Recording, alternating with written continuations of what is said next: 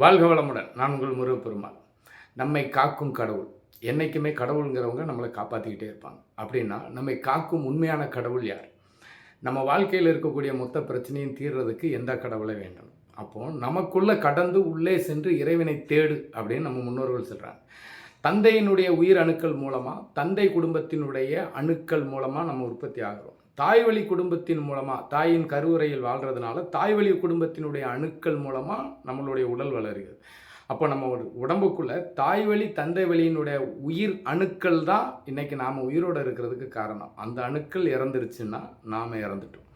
அதனால் நம்ம முன்னோர்களை இறந்துட்டாங்கன்னு சொல்லாங்க. அதனால தான் நம்ம பெரியவர்கள் இறைவனடி சேர்ந்தார், இறைவன் திருவடி சேர்ந்தார், இறைவனாய் மாறினார் அப்படின்னு சொல்லுவாங்க. அதாவது உதாரணம் சொல்கிறேன், சாய்பாபாவை இன்றைக்கும் தெய்வமாக வழிபடுறாங்க, ராகவேந்திரரை தெய்வமாக வழிபடுறாங்க. ஆன்மீக பயணத்தில் ஈடுபட்ட நிறைய வள்ளலார், ரிஷிகள், முனிவர்கள், நிறைய சித்தர், ஜீவசமாதி, ஏன் தெய்வங்களின் வரலாறு எடுத்துட்டிங்கன்னா மனிதனாய் பிறந்து அல்லல் பட்டு, துன்பப்பட்டு, துயரப்பட்டு, கஷ்டப்பட்டு, கடைசியில் மாண்ட பின் இறைவனாய் கோயில் கட்டி வழிபடுற நம்மளுடைய பழக்கம்.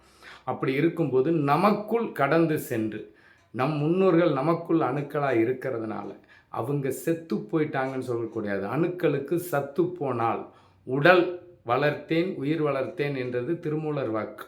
அதே மாதிரி இந்த உடலுக்குள் இருக்கக்கூடிய அணுக்களை பேணி பாதுகாத்தால் உயிர் என்னும் தெய்வம் வாழும். அப்போ இந்த அணுக்களை பாதுகாக்கிறதுக்கு தான் நம் குலம் வாழ்ந்த மண்ணில் தாய் வழி தந்தை வழி முன்னோர்கள் வாழ்ந்த மண்ணை மிதிக்கிறதுக்கு தான் அந்த கோவிலுக்கு வருடம் ஒரு முறை திருவிழா. அந்த திருவிழாவுக்கு நம்ம போகும்போது காலில் செருப்பு போடாமல் அந்த மண்ணை மிதிக்கும்போது நம்ம உடம்பில் உள்ள அணுக்கள் வைப்ரேஷன் ஆகி ஆக்டிவேட் ஆகுது.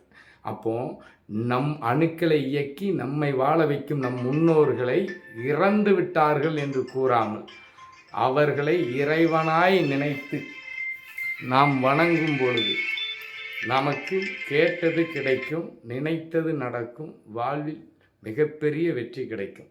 நம் முன்னோர்களுக்கு இறந்ததாக திதி தர்ப்பணம் கொடுக்காமல் இறைவனாய் பூஜித்து வாருங்கள். நீங்கள் வாழ்க்கையில் நினைத்த இடத்தை, நினைத்த காரியங்களை நிச்சயமாக அடைய முடியும். வாழ்வில் இருக்கக்கூடிய துன்பங்கள் நிச்சயமாக விலகும். வாழ்த்துக்கள்.